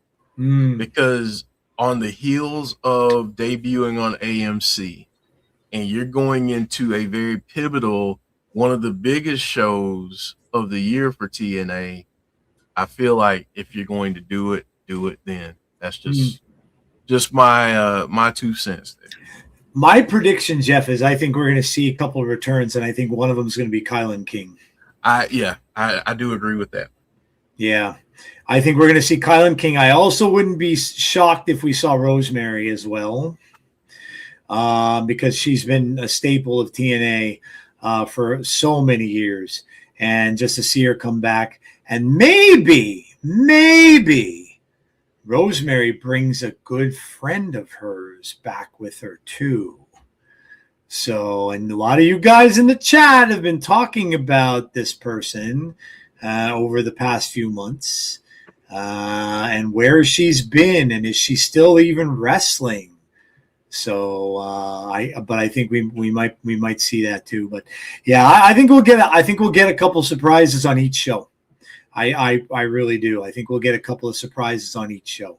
I don't think they'll go nuts with it, but I think there'll be a couple of surprises, especially for the Knockouts division, because now we heard the story about Killer Kelly, and the losses that they've kind of sustained over this past year and a half, with people just leaving, going to NXT, people getting hurt, getting injured, and stuff like that. I think they really need to redevelop that Knockouts division as their that was always their big thing, a claim to fame for them, and I think they will. So Motor City Machine Guns turning up would be cool. I would love that. Yeah, that'd be awesome. WWE has done about jack crap with them since they held the titles. Since they held the titles, and since they were in everything with the Wyatt Six. So yeah, agreed. Yep. There's that. Yep. All right, Joe. If you're like me, you might have gotten a little bit of snow today. Dude, like what happened? We were turning a corner. It was like 40s, 50s, and all of a sudden today I look out the window. I'm at work, and it's like it's coming down like buckets of snow. I was like, "What the hell's going on?" I didn't even know we were supposed to get it. It was like a snow squall, but you couldn't even see. Yeah, we had snow squall warnings all over the TV. So yeah, dude, it's that time of year. But I figured we can maybe stay warm, Joe. With the burning question of the week. So what do you say? Yeah, let's do that. Break out the fire. Break out the rub the hands together. Get everything all toasty with the burning question of the week. So. Yeah, and this one is a good one because it just fits with everything we talked about in the episode. But this question was Cody's run as champ really that bad, or was it us fans just being fans?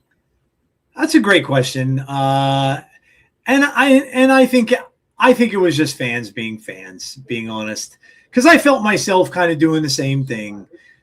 Look, wrestling fans are like movie fans, like entertainment fans.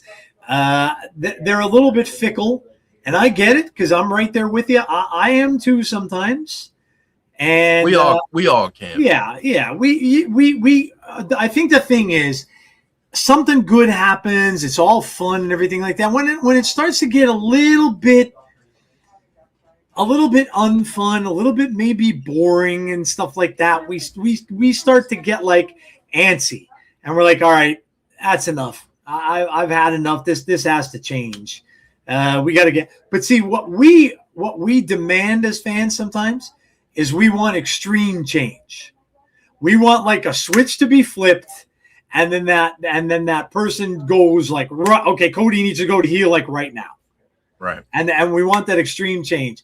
And it doesn't happen, and it has to happen gradually. And everything that happens in wrestling really should happen gradually anyway, because that's the way they write storylines. That's the way that you see it a little bit, then it comes out. But yeah, I think it was just fans being fans, and we're always going to kind of want things to go a certain way. When things get a little bit boring for us, we're the first ones to say, you know what? Yeah, this ain't doing it for me anymore. They need to change him. He needs to start. But then we go to extremes a little bit too, where we say, all right, no. He got to come out and attack somebody and be like instantaneous heel. But that's not good. That's not good. That's not the thing that's going to end up being a good storyline, I don't think. Because then it's going to be over and done with, and it's like, and then you know what? You're going to get bored of that. So it's best when it becomes a long-term story, and I think the way that it's looking like it's going to be, I think it looks pretty good, and it's probably the best way to do it. But yes, I think that was just fans being fans. Yeah. So here's what I'll say, because I think part of it is fans being fans, and I think another part of it is WWE didn't do Cody any favors during the run either. Good point. I think in terms of WWE's portion of it, we got a lot of similar matches, and we got the same opponent several times. And when you haven't had another threat to the title be a legitimate threat to the title, it does make things feel boring. But here's where I'll put some onus on the fans. Joe, right now we have approximately, a little over 30-something people watching us live. And if I were to ask all 30-something people what they would change about Cody's run, I would venture to say that we'd probably get about 15 to 20 different answers. Yeah. Now, that's our small sample size. Imagine when you blow it up to the scale of WWE, and you've got all of these fans, everyone wants something different. And then when you don't give an individual person exactly what they want, they turn on you. Yep. So I think, and CM Punk said this in an interview over the last week, and I wish I had pulled the clip, but I think sometimes wrestling fans take the privilege of fantasy booking and just act like it should be gospel. And sometimes we get upset when it's not booked the exact way that we fantasy booked it. It pisses us off. It gets on our nerves. Yep. But we don't work for the company. They're not paying us. We don't have a contract with them. End of story. So I just feel like, it's one of those things where there's a little bit of blame to be passed on both sides.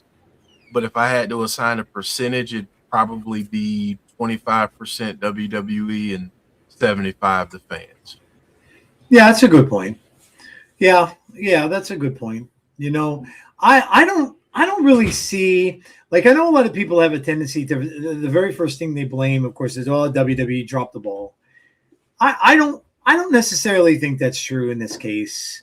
Because look, like it or not, right? They have to kind of do what's also best for business. And when business is good, let's say it's merch, or let's say it's, just the amount of, now maybe, right? Because we're older. So maybe it's not resonating with us so much, or maybe some of the fans that are in like their maybe 30s, 40s, right? Maybe it's not resonating with us so much, but maybe in the form of merch sales and other things, it's resonating with younger kids.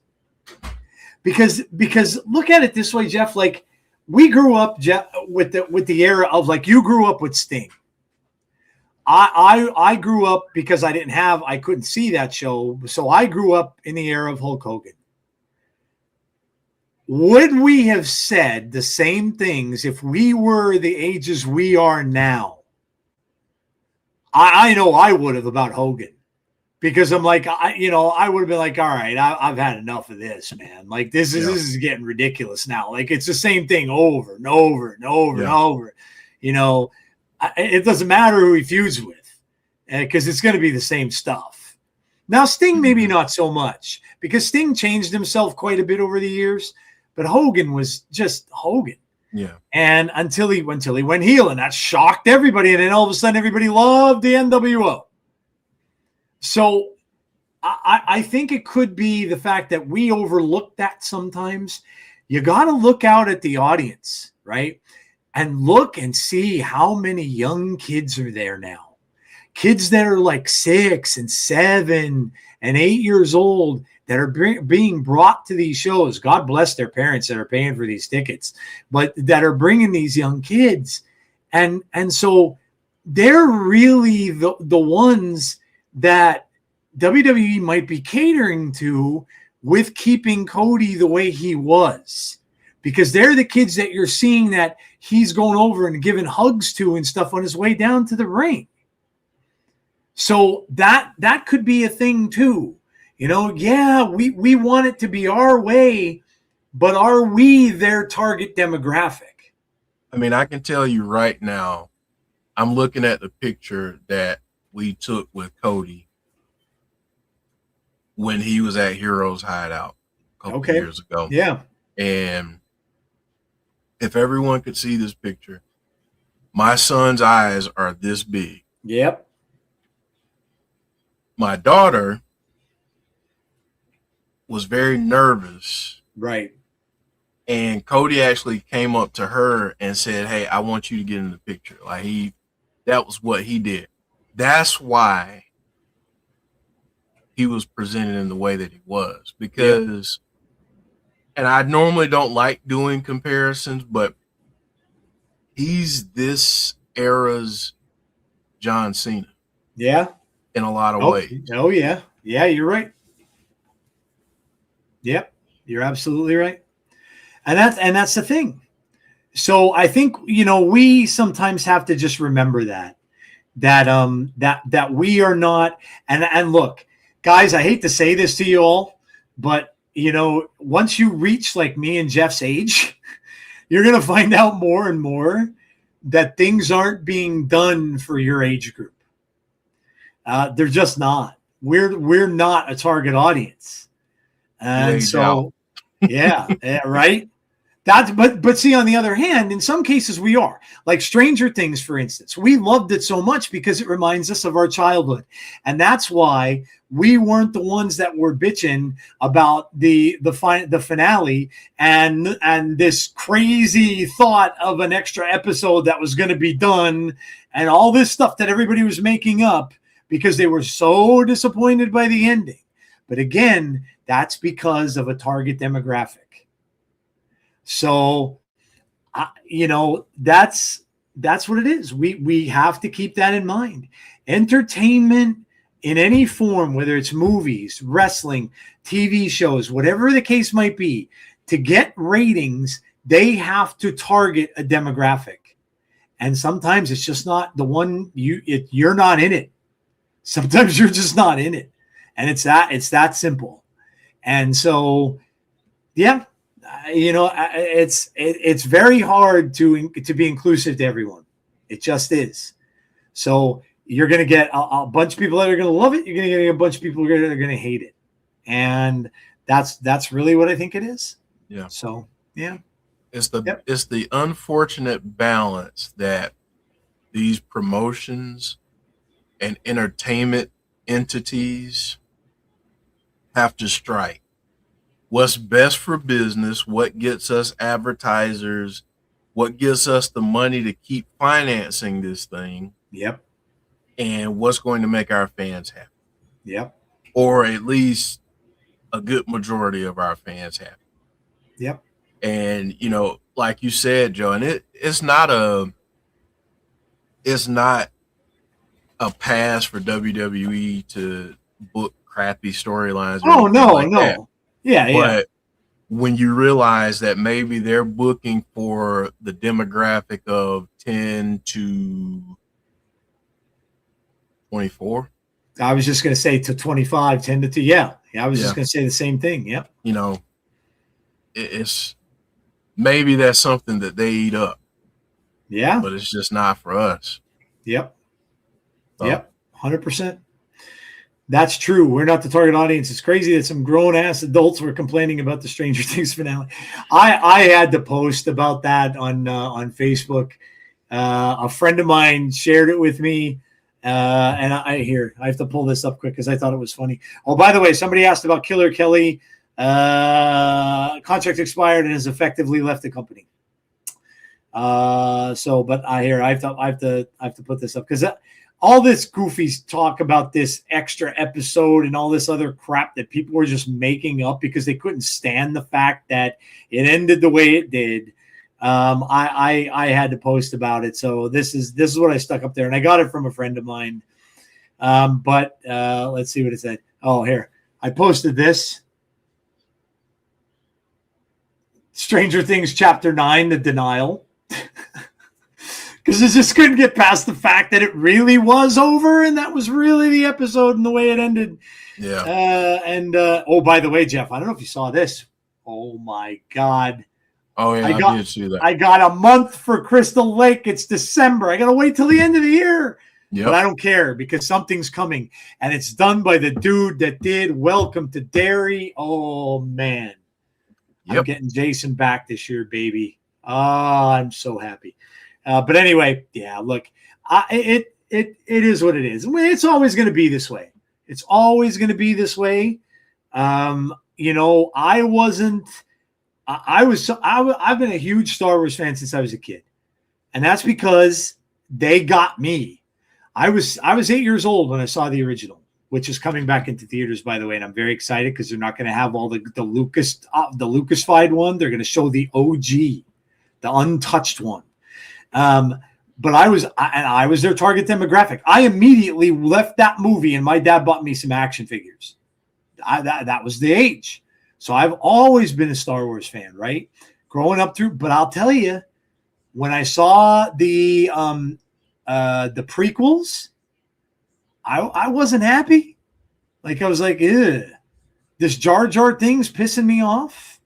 Like all of this stuff and that, but I had to understand. Wasn't for me. They made that for the next, and you know what? Now you're seeing that the children who were my age when they saw the prequels, they loved them. And that's who George Lucas made it for. He didn't make it for me. He made it for kids. So yeah, you gotta kind of just keep that stuff in the back of your mind, because if you don't, you're gonna live life very, very disappointed. I try to really enjoy things, enjoy my entertainment. To give you a quick, for instance, I just watched Tron Ares. It's on Disney Plus, by the way. I loved the original Tron. Came out in 1982. It was groundbreaking. I played the hell out of the video game in the arcade. I loved it. It was one of my favorite movies ever, and still is. When Legacy came out, I I was a little kind of meh. I was a little disappointed. Now I watched this one, and I thought I was going to hate it. I went in thinking, oh, God, this thing did terrible. It wasn't even in the movies for like 3 weeks. I liked it. I enjoyed it.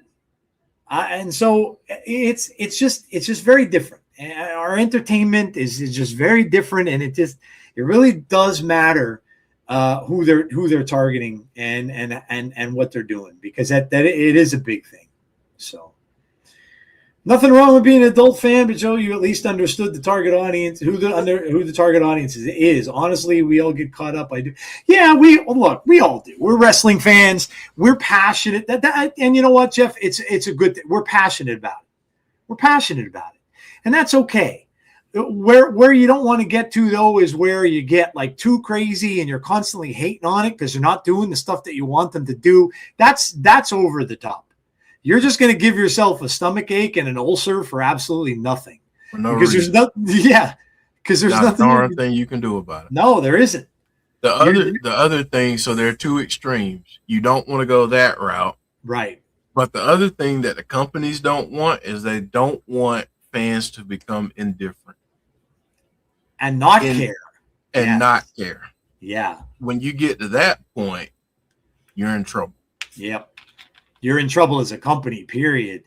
Because if that happens, then if nobody's talking about the product, if nobody gives a damn about it, if it comes out and they're like, who cares? Then like Jeff said, you're in big trouble. Yeah, you're in big trouble. That was a good one. I like that. Great question.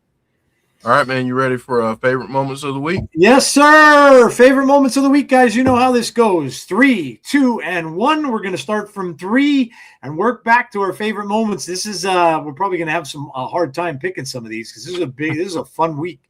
So you guys give us yours, and we're going to start at number 3, Jeff. So what is your number 3 favorite moment of this past week in wrestling?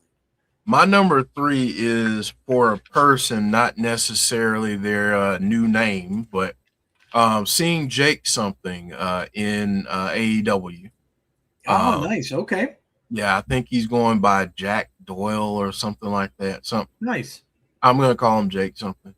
But I'm happy for him. TNA did not use him effectively, I feel. So yeah, it's good for him to get another chance and start fresh somewhere else. Yeah, it's always good to see that. You know, when you kind of know that Jake Doyle. Sorry, Jake Doyle. Yeah. When you kind of know that they're really not being used much and stuff like that. And we were always a fan of his. Then it's good to get him a change, right? Good to get him a change and get him on to another show if the contract runs out or something like that. And look, it could be the same thing as Killer Kelly is going through now too. Let them go somewhere where they're going to be a little bit more appreciated. The fans already kind of know who they are. I agree. I'm happy for him. I want to see him do well. We always loved him on TNA, and I wish him all the best, obviously. So, my number 3 was Jade Cargill and Jordan Grace. I love that, man. Yes, I'm so happy for Jordan. We had her on our show. She's awesome. And I am really, really glad to see, my gosh, getting attention from the champ in WWE. What does that say about Jordan Grace? That amazing, right? Jeff, my God, what a transformation Jordan Grace has gone through in her career. When we had her on our show, from back not that long out of COVID, until now, and what an unbelievable, the things that she has done, being in the Rumble and all that stuff. Oh man, it's just so great to see. And I think Jordan's she's a great person. From what we've from the little bit that we've talked to her and stuff. Yeah. So and Jeff, that's right. Jeff got his picture taken with Jordan. Jordan was in was there with Jeff's daughter. That's awesome, dude. That's awesome. Look, my daughter was so tiny then, but yep. That's a keepsake though, man. That's amazing, dude. Funny story here. My daughter could not hold the belt. No, jeez. So Jordan was holding it up in the back for her. Oh, that's great. That's awesome, dude. Yeah, it's so cool to see. And look, I know some people get huffy when, there you go. That's awesome, dude. I love it. I love it. That was back in 2022. That's crazy. It was that long ago, 4 years already. Wow. Yeah. Man. Yeah, it's just so cool to see. And I know people get huffy about, they left TNA. So that. Look, I don't care, man. I'm a fan of the wrestler, and seeing her in that kind of spotlight, coming up on SmackDown already, and now she's signed there officially, and great, amazing, just absolutely amazing for Jordan Grace, and I'm very, very happy for her. Well deserved.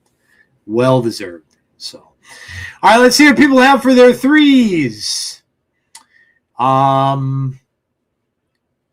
Somebody said the Star Wars prequels weren't that bad. No, you know what? It's funny, Bonus Baby, because now I watched them. I watched them several times, and in a different light. No, they're not. Jar Jar still gets on my nerves, but I realize that Jar Jar was not made for me at all, and so no, I don't mind some of them at all. I watch a lot of it back and stuff like that. Some of it's very dark. The stuff with Darth Maul and everything like that. So I don't mind them. Trick Williams' debut on SmackDown for Dylan is number 3. Number 3, TNA Impact this past Thursday as a whole, says Damien. Swagfan says TNA's final episode on Access TV. Sean Ristay says Jordan Grace first match on SmackDown versus Alba Fire, and then Jade coming out to interact with her. Yeah, it was awesome. Clown says number 3, June Kasai being announced for the El Desperado Deathmatch Tournament Mania weekend, says Clown. My number 3 is Jordan's main roster debut. Jake something else, says Bonus Baby. Andrew Stevens says Elijah chasing Order 4 on horseback. Yeah.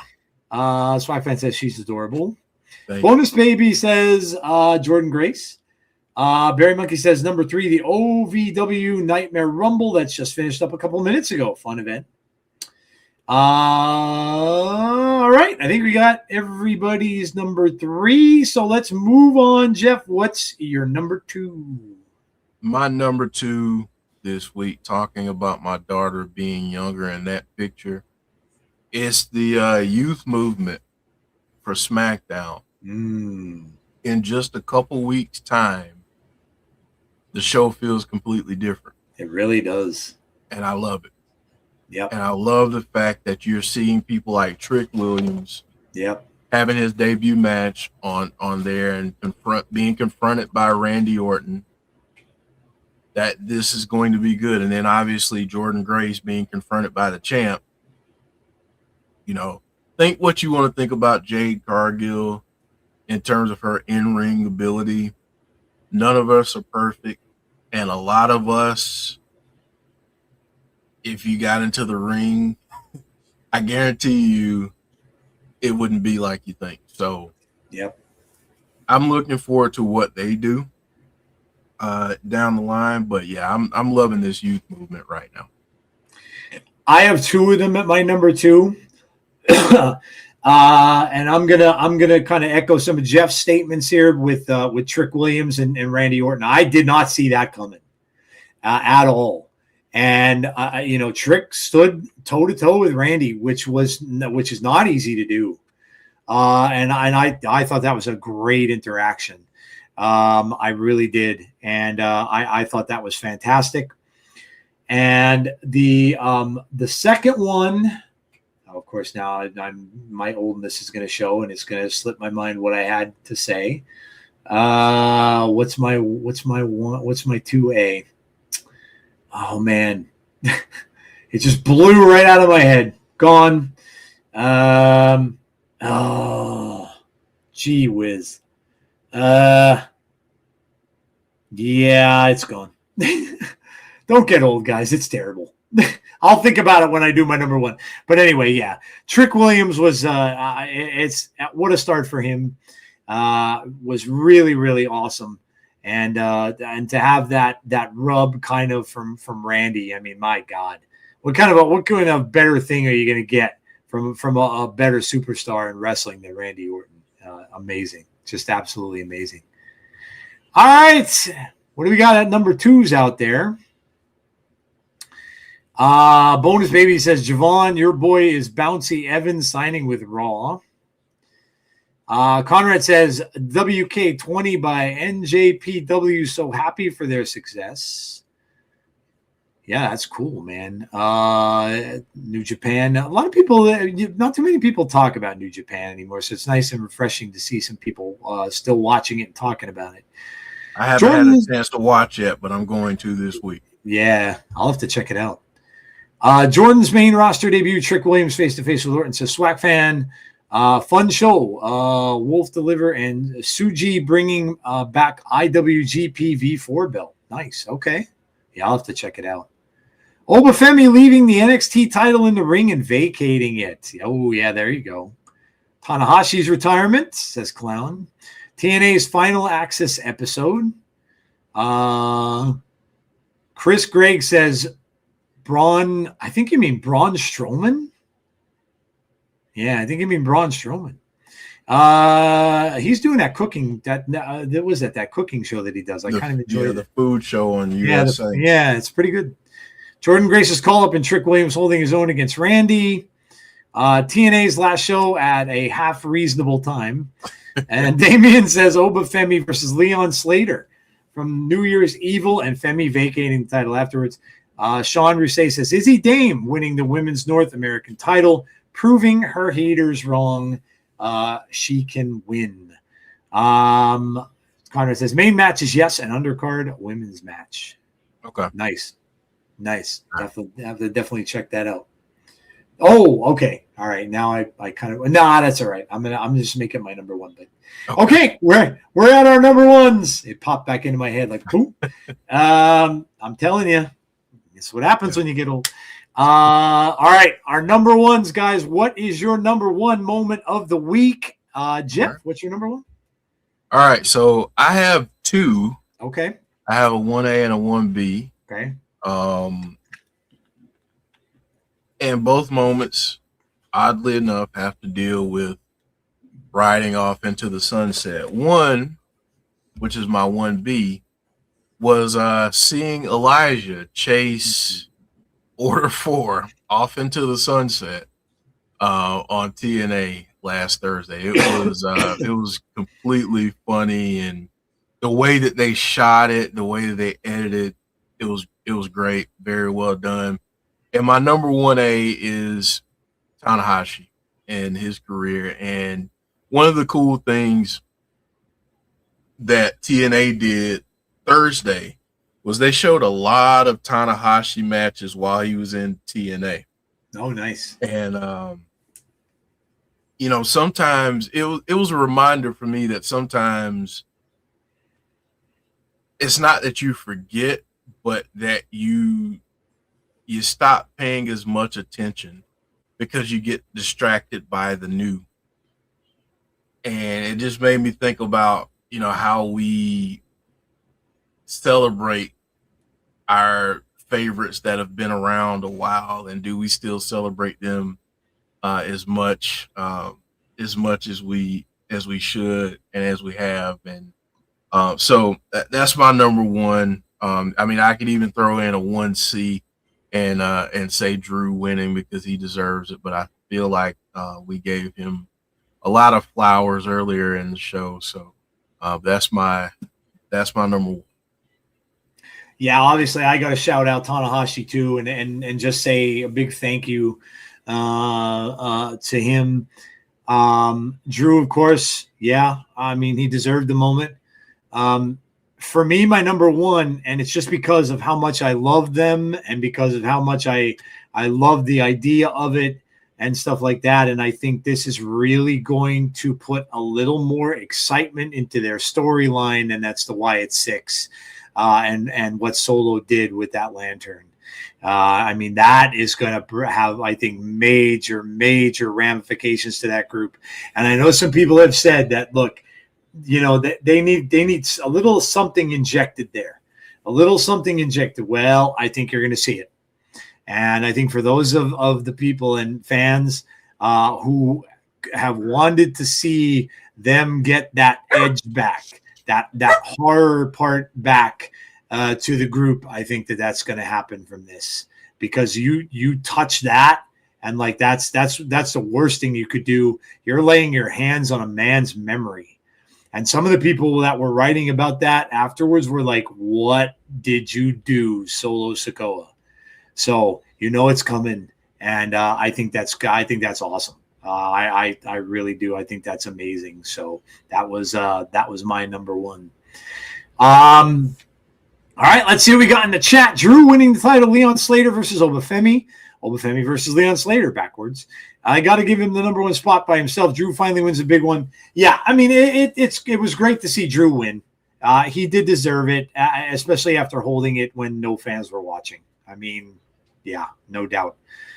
Some people were saying, Jeff, that they want to hear him come out to his old music after he wins the title. The first time he comes out with the title, they're saying because apparently, I guess about 2 months ago, WWE, there was a news story out, just a little clip saying that they got the rights to that. Which is, so I was like, something's going on. So yeah, that'd be cool, man. If he came out I love that old theme that he had. Drew winning the championship, Jordan Grace's SmackDown debut and stare down with Jade. Andrew Stevens says 3 stages of hell, and Drew finally winning the championship with fans in attendance. Brandon says my number one is the ending of New Year's Evil. Conrad says don't forget about JDC. Also, yeah, JDC retiring. Jeff said he got something special planned. Sean Rousset, 1B, the interaction between Matt and Cody. You could tell how happy Matt was to be back in WWE. 1A, Drew winning the title and him getting to speak in front of his hometown in Glasgow with the belt. Yeah, that's going to be an awesome moment. Yeah, for sure. And then Conrad says 1B, Drew McIntyre wins in front of a crowd. Yeah, it's awesome when you can get that. And it was, again, very, very well deserved. I know that many of us want to put that out of our minds. We want to put that out of our minds because it was a very, very hard time for everybody, and just an awful time. And I know that's why a lot of people, I can bet you that there aren't many people that ever are going back into the archives and watching that WrestleMania. They're just not. And so, yeah. So it's very cool that he can now do that and kind of get that moment that he definitely deserves. I mean, Drew's been through it. So yeah, good stuff, guys. Thank you so much for playing along. But you know what my favorite moment is? The 49ers beating the Eagles today. Sorry, Eagle fans. Sorry, not sorry, actually. I noticed there's a few of them missing in the chat, so I kind of think they're mourning. And I can't wait.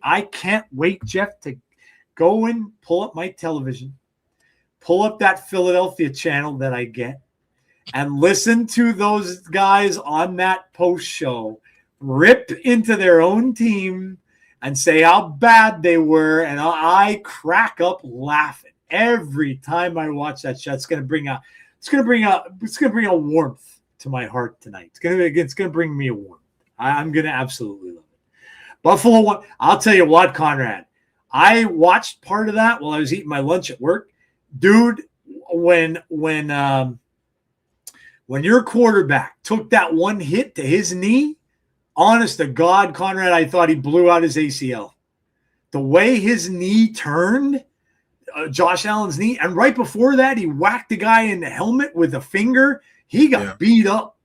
And man, when I saw his knee go down and he grabbed his knee, I'm like, oh, he's toast.